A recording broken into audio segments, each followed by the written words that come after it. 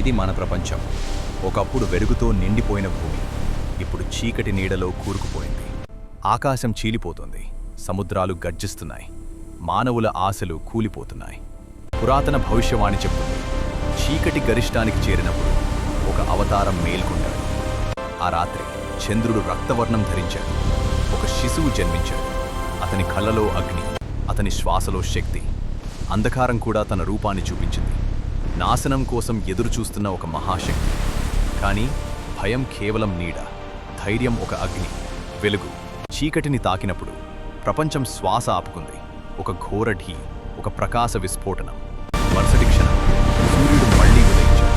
ప్రతి యుగంలో చీకటి వస్తుంది, కానీ అవతారం ఎప్పుడూ తిరిగి వస్తాడు.